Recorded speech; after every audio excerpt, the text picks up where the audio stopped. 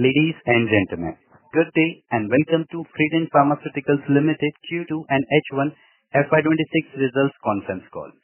This conference call may contain forward-looking statements about the company which are based on beliefs, opinions and expectations of the company as on date of this call. These statements are not guarantee of future performance and involve risks and uncertainties that are difficult to predict. As a reminder, all participant lines will be in the listen-only mode and there will be an opportunity for you to ask questions after the presentation concludes. Should you need assistance during this conference call, please signal an operator by pressing star then 0 on your touchtone phone. Please note that this conference is being recorded. I now hand the conference over to Ms. Manali from Kirin Advisors. Thank you and over to you. Thank you. On behalf of Kirin Advisors, I welcome you all to the conference call of Fredun Pharmaceuticals Limited. From the management team, we have Mr. Fredun Madhura, Managing Director and Chief Financial Officer, and we also have Mr. Rakesh, Mr. Gunjan from management team. Now, I hand over the call to Mr. Gunjan for opening remarks. Over to you, sir. And thank you for joining Fredun Pharmaceuticals Limited Q2 and H1 FY26 earnings conference call. The first half of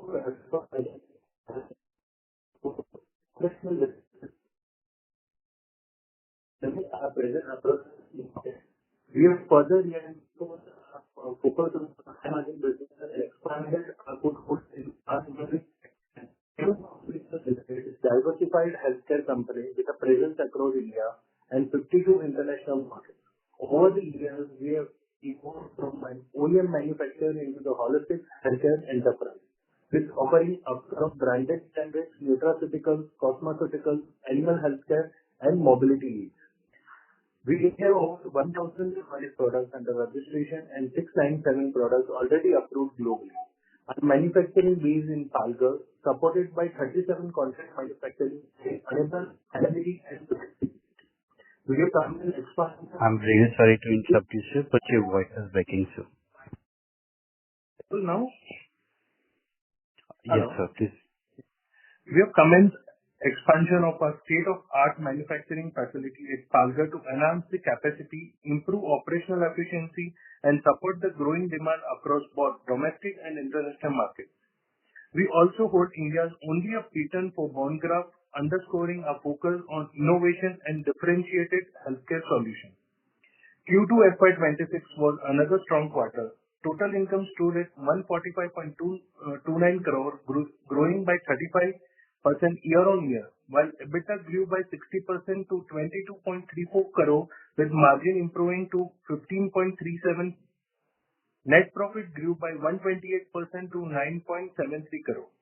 For H1 FY26, total income stood at 265.15 crore, grew by 42%. EBITDA grew by 61% to 39.33 crore, and PAT grew by 96% to 16.50 crore. We witnessed the healthy momentum across all our new age verticals with a strong contribution from nutraceutical, pet wellness, and healthcare. Operating cash flows also turned positive, underscoring steady improvement in efficiency and profitability. Through the acquisition of One Pet Stop Private Limited, a tech-enabled pet grooming and wellness platform serving over 4,000 recurring pet parents, we entered the organized pet care service market. The platform offering at-home grooming service and a digital interface complement our Priority brand, enabling us to integrate products and services to reach a broader consumer base. We also acquired Vega.ai, a pioneering pet tech platform that introduced GPS tracking, health monitoring, and veterinary consultation service in India.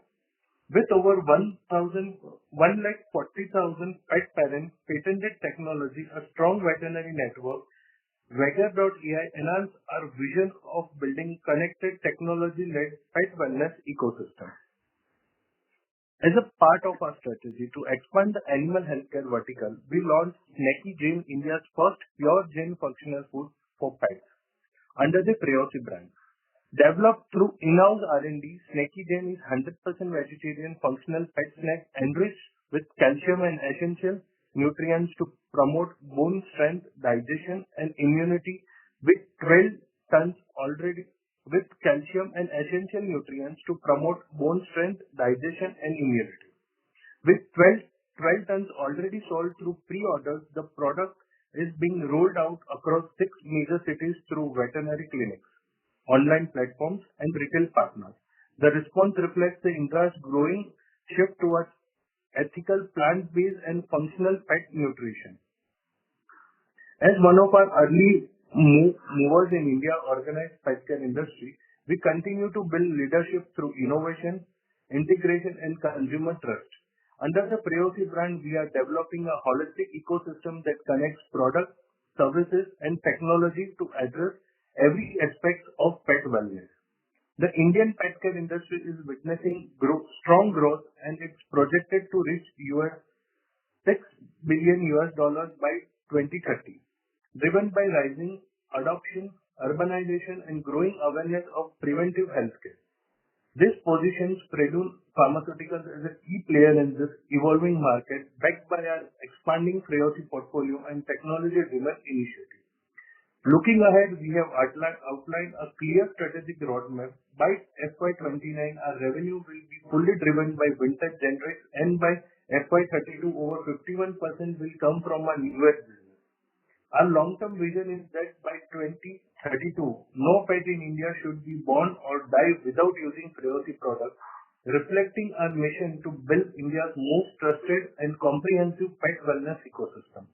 We believe the progress achieved in the first half of FY26 has built a strong foundation for sustainable growth. With continued focus on innovation, operational excellency, and disciplined execution, Fredun Pharmaceuticals is well positioned to deliver long-term growth. Thank you. Team, can we go ahead with the question and answer now? Yeah, sure. Thanks. Ladies and gentlemen, we'll now begin with the question and answer session. Anyone who wishes to ask a question may press star and one on their touchtone telephone. If you wish to remove yourself from the question queue, you may press star and two. Participants are requested to use headsets while asking a question. And also, investors are requested to ask only one question per participant. Please avoid repeated queries and refer to the transcript for any points already covered. We'll wait for a moment while the question queue assembles. Our first question comes from the line of Pal Balar from Tinitra Asset Managers. Please go ahead. Thanks for the opportunity, sir. I wanted to ask you about the mix between in-house manufacturing and outsourced production, and how this mix influence your cost efficiency. Yes, nice question. So, we ourselves make around 1,700 products. We have a folio of over 1,700 products. Most of the products we can manufacture at our end. We have a cluster of 3 plants and a unique mix where we have a block for Ayurvedic, we have a block for FSSAI, we have a block for cosmetics, we have a block for allopathic formulations, and we have a separate block for nutraceuticals. So a lot of and also a separate block for veterinary and pet care. So in a cluster of 3 plants, we can make a huge number of products. However, considering the product folio that we need to add for our future, we have added 37 locations across India in the last 24 months, where we ourselves will manufacture products which we cannot manufacture in our own facilities due to licensing constraints, due to other MOQs and stuff like that. Considering that right now the outsourced products are hardly about 5 to 7%. And this will increase to about 15 to 20% in the coming years. As we ourselves are also increasing the capacity of our manufacturing. As I'm sure you must have heard that we have started our expansion. So hopefully within the next 2 years we should be one of the largest plants for a single location in the country. So our in-house capacities are also increasing, but because of the product folio, we will be adding more locations where we ourselves are contract manufacturing, because apart from pet care, we are also doing mobility, we are also doing nutraceuticals, cosmeceuticals and dermaceuticals. So many of the products which we cannot make at our end, we are manufacturing. So it would not have a great effect on our margins. In fact, the reason why some products we outsource is because we get a better price because the other company is manufacturing more of that particular kind of product, so we get better economies of scale manufacturing it at somewhere else. So overall, it will not have any great ramification. In fact, it might actually improve our margins to understand the right kind of product mix with the right kind of manufacturing. Okay. Thank you for the detailed answer. I wanted to ask you that you have recently done a fundraising. So could you please share how these funds are being allocated across the current and upcoming CapEx projects, and what kind of impact do you expect on revenue growth and profitability over next 2 to 3 years? Yes, I have mentioned that in our previous calls also. I'll explain again. The funds is going to be used for new product development, team building, marketing, distribution. We are going to have some capex and we are going to have some reserves. The money that we have raised is going to be used as growth capital to expedite our journey towards 2029, 2030 to have sustainable growth in the new age businesses that we have gained. Our idea is to focus more on our new age businesses because the vintage business is going to grow for the next 7 to 9 years at around 15% CAGR because of the registrations and the existing channels in place. So this will help as a catalyst and give a small impetus and boost to the same, and also it will help us have some reserves and a lot will go towards the working capital as well, because launching new products means a lot of SKUs. Those SKUs require working capital to sustainable in the short term, but in the long run, we have good margins that will help us grow further. Okay. Thank you so much for the detailed answer, and all the best. Thank you. Appreciate that.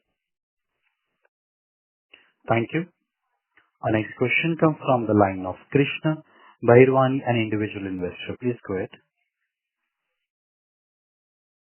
Hi, Fredun. Congratulations on the numbers. It's great to see how the business has been playing out over these years.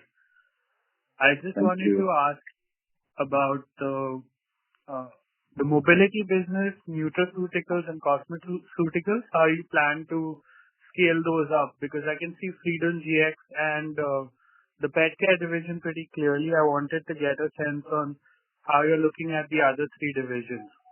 Sure. I'll start with the mobility. So the Fredun Mobility has the same kind of products as Visco and Tynor, if you know those brands. We started through MMRDA and then we went on to a couple of states. It's doing phenomenally well. We have, in fact, exceeded our sales expectations for most of our SKUs in mobility.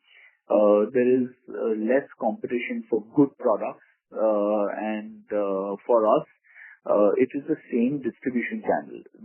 The GX line, which sells pharmaceutical products and allopathic products, are the same lines which have, because most of the chemist shops, most of the pharmacies, most of the distributors who do allopathic pharma also do mobility, because it goes side by side as a complementary product. Because we are already in that line, because we have already distribution, for us, getting inroads, getting our products added and getting the sales for our mobility products is far easier than a new company who is planning to set up mobility by itself, because they would not have the distribution lines and channels already carved out like we do. Into mobility, because it has a considerably lower distribution and penetration cost for us as pre-existing in the same channels as for someone else, and we use that to our advantage to in fact grow. That is why the mobility is growing double digits we anticipate a 25 to 30% growth year-on-year on the numbers. And there will be a sharp increase once we add more geographies in the later half of next year. So, plus, we have also launched this last month, we are launched Mobilitics, which is our physiotherapist targeted product division, because a lot of the products which are specialty products in the mobility range are used by the physiotherapists as well. And that is generally a very grey, untapped market right now, but a very potential one and a high growth one for our country, considering the population, considering the growth in the treatments required, and also in terms of the age. We are one of the youngest populations in the country, so the stickability of certain brands will last for a prolonged period of time, especially in mobility, where people would require some of the other products as time goes by in their lives. For nutraceutical products, as I said before, we are one of the only companies to have double-blinded clinical trials for nutraceutical products as well, which even much bigger companies don't have. We are giving complementary products to the allopathic formulations where the doctors understand the requirements for the same and ensure that such complementary nutraceutical products are part of the lifestyle. For example, someone is having cholesterol or someone is having diabetes. Most probably once someone has diabetes, they have diabetes for the rest of their life. So they are on some kind of medication in terms of allopathic formulations. And we have specially curated products which go complementary along with those lifestyle products. So if the nutraceutical becomes chronic, it is well research based. So the doctors stand by. And we have added a few more geographies last year, and we are adding more. The way we are growing the nutraceuticals is going city by city and going in those hubs and metros and targeting the consumers there. For cosmeceuticals, cosmeceuticals is divided into two ranges. One is Beauty Fred, which is a mass market cosmetics, and one is dermaceutics under Burden Beauty. The mass market cosmetics again are distribution. Good quality cosmetics are not available at a reasonable price. We have launched innovative products even in the cosmetic range. For example, our sunscreen SPF 100 is not there in India, and we have launched the first time an SPF 100 in a single-use sachet form. So such small changes, such small innovations make us have instantly clicked in the market. For example, our wet wipes. We are the cheapest wet wipe in the country in terms of the cost to the distributors and the PTS. We are selling about 350,000-400,000 pieces only in the MMRD and the Maharashtra region almost every month. So we have got good inroads, and we are doing quite well in terms of cosmetics as well. Our reach for Beauty Fred will increase in the next 24 to 36 months. But we want to reach the tier 2, tier 3 markets before we go to the tier 1 markets with our mass market cosmetics. Cool. I think that clarifies it pretty well. All the best, and I hope to see things only get better and better for you and for the company from here. Thank you. I really appreciate your good wishes. I appreciate that. Thank you, sir. Our next question comes from the line of Keshav Toshniwal from Concall Capital. Please go ahead. Hi, Fredun. Firstly, congratulations to the company and you for producing such excellent set of numbers. Company's been growing quarter on quarter, year on year. So I've got a couple of questions. First is with respect to the Wagger deal we have recently done, right? If you could elaborate a bit about the founders and how you want to scale this. Yes, sure. See, we have to understand why the company has taken over this platform in the first place. I want people to reflect that in India right now there is no neutral space for pet care. HUFT and Just Dogs and a couple of other companies are selling most of their products and pushing. Every time a good product sells, they brand the products themselves and push it. There are so many consumers. So many manufacturers who are good quality products, but have no avenue to sell them. So we will be India's first neutral space where a good quality product can also come, and it will be completely neutral. There will be no one, even Free products will not be pushed before other products on the platform. Another reason for Wagger is right now there is a vast void in terms of clarity and knowledge in terms of first time pet parents. They have no idea where to go. They have the breeders are disorganized. The dog groomers, the dog trainers, the dog walkers, completely disorganized sector, and there is no way to authenticate who is good, who is not. Every trainer you ask right now in the market will say, I'm the best in the market. And there is no way to verify it. So, and generally, pet parents, as India, people say it's a growing pet market. So in a growing pet market, there will be more first-time pet parents than repeat pet parents. So they would want to definitely have these other services also, but there's no way to go. So we want to have a central platform, a lifestyle kind of product for pet parents, where right from the manufacturers who have good quality products but no avenue to sell them. Amazon charges 25-30% markup, 40% markup on products, sometimes don't even get listing. And there are so many good small manufacturers who give excellent products but no avenues to sell them. We want to be a platform where they can onboard. And luckily for us, we are not an e-commerce company, but we have the e-commerce platform and the science tech platform. So we can actually verify the products scientifically before they get uploaded on the website, so that the pet parents are sure that a company who is in this industry for almost 3 decades have vetted the product before it is sold. Right now, there are so many products that are sold on other e-commerce platforms. There's no way the platform does not take any guarantee of the products. We would not be taking guarantees of the products, but we would be 100% sure that this product is good for the pet. Only then we would onboard it on our platform.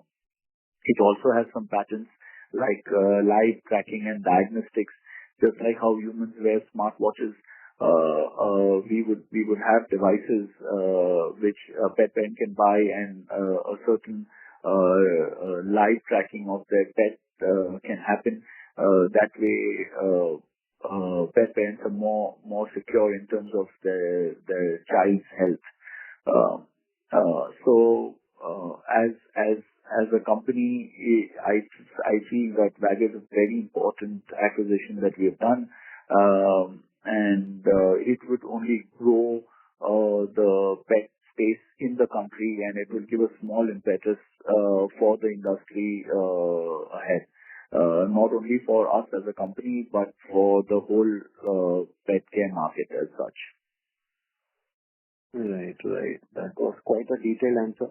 Thanks for that. Secondly, right, the way in which the company is pivoting, right, the role of investing into high quality teams become really paramount. And given the bandwidth the company has got because of the prep and the extra funds you have got, So, how you're seeing to build a high quality team over period of 8 to 12 months in Yes. various. Yes. So our team for Vaga is already being built. They are one of the top people in the country in terms of the e-commerce space. They've already onboarded. They are starting their own teams. Hopefully by mid-Jan or by first week of Feb, we should have the teams launch for Vaga and our online platforms. There are teams which we are hired for new product development. Luckily, we are very strong for a company our size in terms of F&D because of the background of my parents. Both my parents are research scientists. So we have a 40 people F&D in the plant, which is very rare for a company our size. So we are going to add more people there. And definitely, even right now, the heads of all the brands, each brand works like a separate, like a company in itself. It works like a separate unit. Every brand has a separate head. Every brand has an operations team. Every brand has a supply chain and finance team. So there will be more, building a more robust human infrastructure in each of those brands and each of those verticals. It is mandatory. Without good people, you cannot grow a company. So, and one person can't do shit. So, it is almost mandatory and imperative that hiring is on a continuous basis. There will be filtrations. There will be new people hiring and new blood joining. Hopefully, within the next 24 to 36 months, the world will be able to see the effects of the new team coming in and interact with the team as well. Right. And finally, your plan to reduce the percentage of interest. I'm sorry to interrupt you, sir, but you can rejoin the queue for more questions. Yes, that was my final question. Yeah. Thank you. Yes, definitely. That is in the charts and the plan. So it is part of the growth strategy. Okay, thank you. Cheers. Thank you, sir. Our next question comes from the line of Khushi Jain from Share Inter Security Limited. Please go ahead. Hello. Yeah. Hi. Congratulations for a good set of numbers, sir. Just a couple of questions regarding the pet care division. So we saw multiple acquisitions and significant SKUs coming along. So are we primarily focusing on pet care as a segment, or how it is? So our company is existing for 36 years. Pet care is something which was started 5 years ago but we have already those products aligned for the last 15 to 24 years. And we have developed products for large animals also. We've developed products for pets also. We want to be a company which is not just a pet company, because we have the prowess to manufacture nutraceuticals and we have a power to manufacture mobility. And I think mobility can be a very big division for us in the future. Nutraceuticals will be a very profitable division for us in the future. And dermaceutics we are pioneers in dermaceutics in terms of certain products. We are the first ones in the products. So we are using our experience for the last 3.5 decades.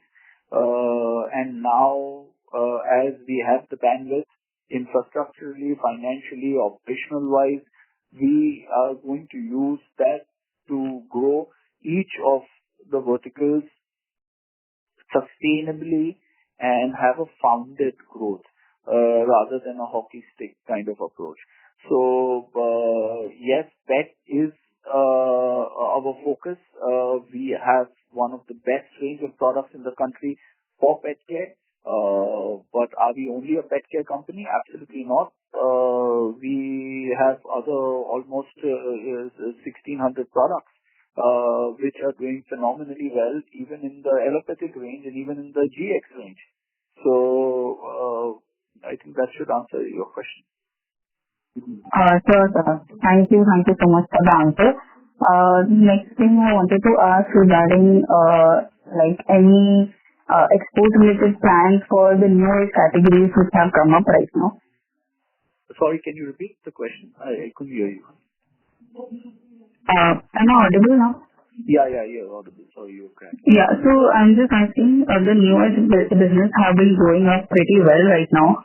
So any export strategies for next 1 to 2 years for the newest portfolio? For exporting the new Yeah. product? Yeah. We have launched pet care in Sri Lanka. We are getting our products registered right now in Philippines.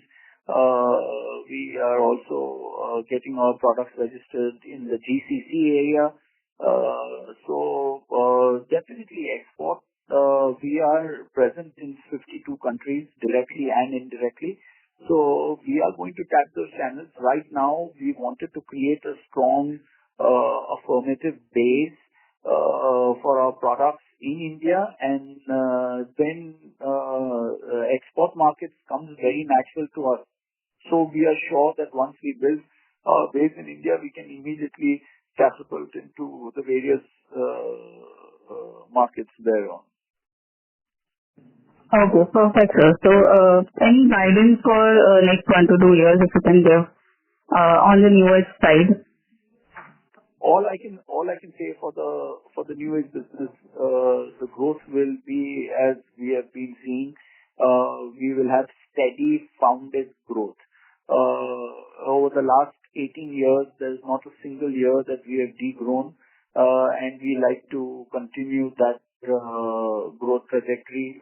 We have a larger base, so we have more work to do in order to achieve that. But we are sure to achieve our numbers as planned and targeted. So the vintage business will grow sustainably, and for the next 7 to 9 years, almost on auto cruise control. And the new age business is growing month on month actually. So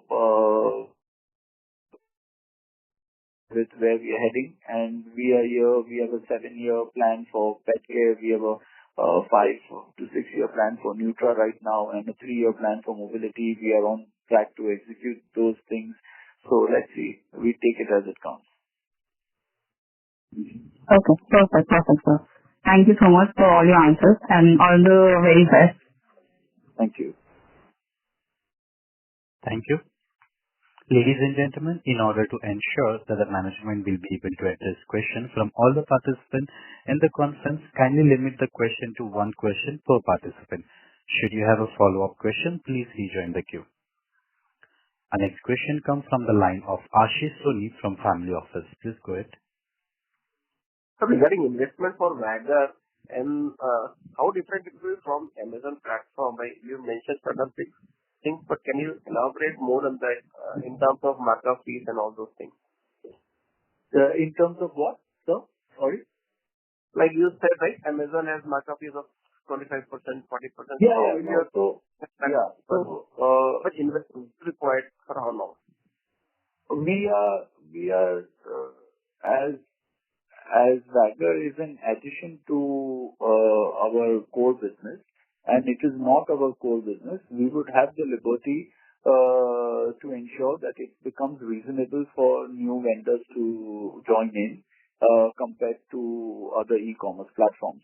It will vary from product to product. It will vary from location to location. It will vary from the kind of distribution channels required for a very specific kind of product, because these are multiple SKUs, and each product some requires cold chain, some requires volume, some are value based. So it changes from product to product. It changes from demographics to demographics. I would not be able to pinpoint at what product, at what margins we would be giving at Wagger. but it will definitely be more reasonable than most of the other platforms. Give a footage which other platforms don't. Plus, there would be a verification of those products through our F&D and R&D teams at stationed in our in-house, rather than just be online platform which is passive in nature. We will be very active in terms of decision making and product understanding. Investment required for this platform? I answered the question. The investments, luckily, we have made a very spectacular deal, which is one of its kind, where we have not paid a single penny for the acquisition. The acquisition we have made in a way that the existing stakeholders take a small stake in the new company formed, and we take a majority stake of almost 80% and hold that company, because I had reasoned with the founders, I reasoned with the investors of those founders also, that the money that we are going to spend for the next 3 years, 4 years should be spent for the website and not for paying the acquisition cost. So our acquisition cost is zero. We are investing about 4 to 5 crores in the next 18 to 24 months for getting basic things aligned. And then we intend to invest another 5 to 7 crores later on. But we have to understand that this is not a typical e-commerce platform. We already have our channels set with our pet care in ground, so we need to just add on this platform in order to promote the sales. It is not a brand new channel that we need to invent for marketing this e-commerce platform. It will be marketed via our existing channels, through our channel partners, through our tie-ups with our distributors, to our tie-ups with our retailers. We have almost a 90% coverage for our retailers in Mumbai, a 95% coverage in Mumbai itself, and in MMRDA, a lot of good coverage in the north, a very good coverage in south, and again heading towards east. So we are going to create a layer of this website on our existing channels. So we are not going to burn money like the other e-commerce platforms. So we don't need a crazy amount of burn as compared to a standalone e-commerce platform. And how much can it scale in terms of revenue, total revenue from this particular wagon in 3 to 4 years? We consider next 5 to 7 years, it can, 5 to 7 years, the Wagger revenue itself can be a few $1 million a month. Thanks a lot. Yeah, maybe more than that. Thank you, sir. Our next question comes from the line of Ankit from the Money Mart. Please go ahead. Fredun, congratulations on a spectacular set of numbers, but I'm not surprised because I'm used to seeing these good numbers from your side. One is that. Second, you recently had a disclosure that now you have entered into gain, products for pets. So I know it is too early, but how is that shaping up? And also, you had mentioned in the last call of a 90 crore PAT guideline, a guidance for FY29. So is that intact, or we can expect much more than that? I'll answer your second question first. I always underpromise. I believe in underpromising and over-delivering. It's better to be conservative than be over-enthusiastic. We take certain worst-case scenarios and try to give certain guidances. We would definitely be on track to achieve those numbers as for now. Whether we would be doing better than that, if we do, that's good for all of us. Let's see how it goes. And we do plan about 5 to 7 years in advance. we take one quarter at a time and take baby steps. So I appreciate your good words. Coming to the snacky Jain part of it, we have got a crazy, phenomenal response, unbelievable response, and in fact, we did not even anticipate the kind of orders that we have got for it. We had to go back on our drawing board and revisit our manufacturing and procurement and everything with the kind of growth with the kind of order book that we have for Snacky Jane. Hopefully by November end, it should be in stores across certain geographies, and within the next 6 months, possibly in most parts of the country. So, it is a product. It is not a product where we are telling people to give Jain food to the dogs. We are not. We are nowhere propagating Jain food to the dogs. We are propagating that there is a community which loves animals. There's a community which cares for the animals, and they love feeding dogs. And they would end up giving some product like a Parle-G, or they would give a product like a other biscuit or something which is not so nutritious for an animal because of the lack of avenues. So there is a nutritive, functional food created for the community which understands the sensibility of the community as well, and also the requirements and the nutrition requirements for a animal, and combine both and launch this product. So it would not only help the community, it would also help the animal, and we are launching more variants of the Jain product because we've got some crazy demand and crazy requirements.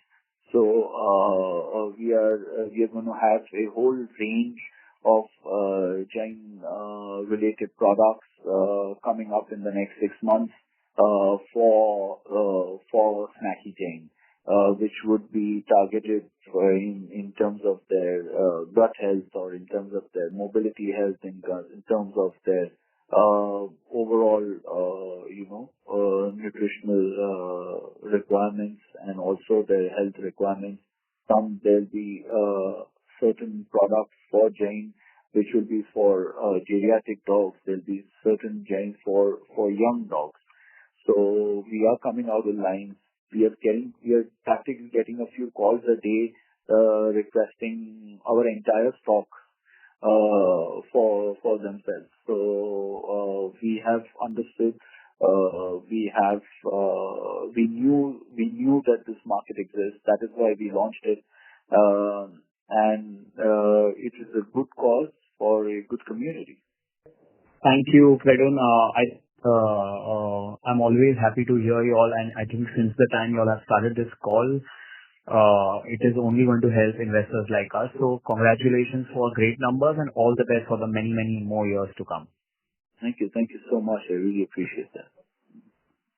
Ladies and gentlemen, due to the time constraint, that was the last question for today. I would like to hand the conference over to Ms. Manali from Kirin Advisors for the closing comments. Thank you, and over to you, ma'am. Thank you everyone for joining the conference call of Fredun Pharmaceuticals Limited. If you have any queries, you can write us at research@kirinadvisors.com. Once again, thank you for joining the conference call. Thank you, Team Fredun. Thank you.